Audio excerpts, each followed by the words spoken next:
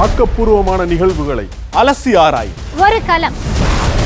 RDX திங்கள் முதல் சனிக்கிழமை வரை இரவு 7 மணிக்கு. இந்தியாவின் புதிய குடியரசு துணைத் தலைவராக தமிழ்நாட்டைச் சேர்ந்த CP ராதாகிருஷ்ணன் வெற்றி பெற்றிருக்கிறார். தேசிய ஜனநாயக கூட்டணி எம்பிக்கள் தங்களது வேட்பாளருக்கு ஓரணியில் நின்று வாக்களித்துள்ள நிலையில் இந்தியா கூட்டணி கட்சி எம்பிக்கள் ஒற்றுமை இல்லாமல் CPRக்கு மாறி வாக்களித்து இருப்பதாக கூறப்படுகிறது.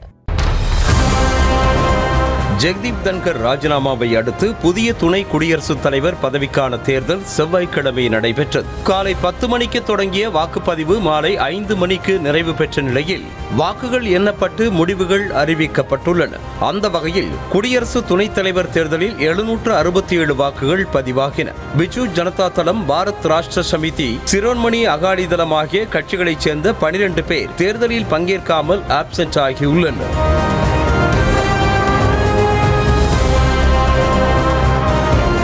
அதேவேளை பதிவான 767 வாக்குகளில் 15 வாக்குகள் செல்லாதவை என அறிவிக்கப்பட்டுள்ளது.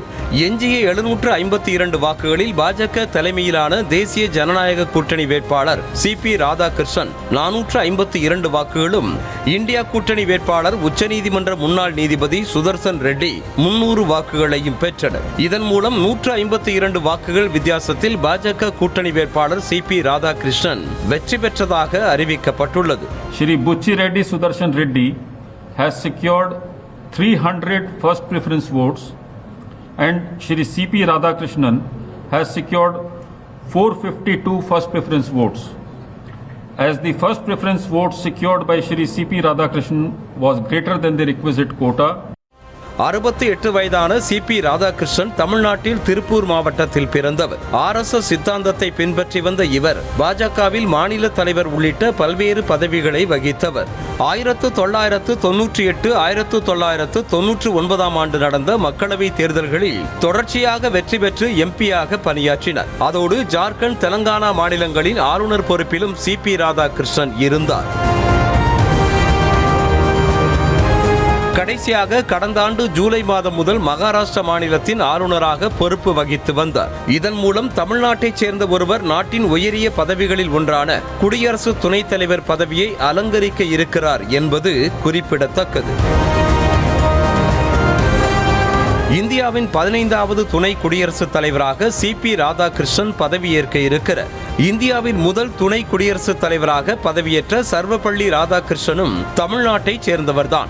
1952 முதல் 1962 வரை துணை குடியரசுத் தலைவராகவும், பின்னர் 1962 முதல் 1967 வரை குடியரசுத் தலைவராகவும் பதவியில் இருந்தார். அதன் பிறகு 1984 முதல் 1987 வரை தமிழ்நாட்டைச் சேர்ந்த R வெங்கட்ராமனும் துணை குடியரசுத் தலைவர் பதவியில் இருந்திருக்கிறார். சர்வப்பள்ளி ராதாகிருஷ்ணன் R வெங்கட்ராமனை தொடர்ந்து உயரிய பதவிக்கு தமிழ்நாட்டைச் சேர்ந்தவர் வெற்றி பெற்றிருக்கிறார்.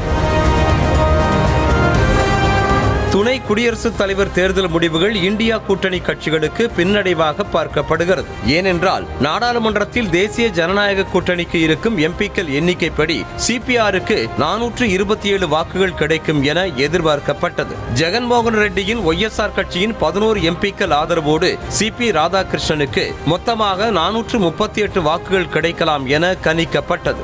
ஆனால் எதிர்பார்த்ததை விட CP ராதாகிருஷ்ணனுக்கு 452 வாக்குகள் கிடைத்திருக்கிறது. இதேபோல இந்தியா கூட்டணி கட்சியின் வேட்பாளர் சுதர்சன் ரெட்டி 315 வாக்குகளை பெறுவார் என எதிர்பார்க்கப்பட்ட நிலையில் அவருக்கு வெறும் 300 வாக்குகள் மட்டுமே கிடைத்திருக்கிறது. ஆகையால் இந்தியா கூட்டணி கட்சி எம்பிக்கள் சிலர் கடைசி நேரத்தில் பாஜக கூட்டணி வேட்பாளர்களுக்கு மாற்றி வாக்களித்திருக்க கூடும் என சொல்லப்படுகிறது. செல்லாத 15 வாக்குகளில் 10 வாக்குகள் NDA கூட்டணியைச் சேர்ந்தவர்களுடையது என்றும் 5 வாக்குகள் இந்தியா கூட்டணியைச் சேர்ந்தவர்கள் உடையது எனவும் கூறப்படுகிறது. பாஜகவை எதிர்த்து உருவான இந்தியா கூட்டணியில் கருத்து முரண்பாடுகள் உச்சத்தில் இருப்பது துணை குடியரசுத் தலைவர் தேர்தலிலும் எதிரொலித்திருப்பது பின்னடைவாக பார்க்கப்படுகிறது. 2022 நடந்த துணை குடியரசுத் தலைவர் தேர்தலிலும் எதிர்க்கட்சி எம்பிக்கள் பலரும் ஜெகதீப் தன்கருக்கு வாக்களிக்க அவருக்கு 528 வாக்குகள் கிடைத்தது என்பதும் குறிப்பிடத்தக்கது. ஆக்கப்பூர்வமான நிகழ்வுகளை அலசி ஆராய் ஒரு களம். RDX திங்கள் முதல் சனிக்கிழமை வரை இரவு 7 மணிக்கு.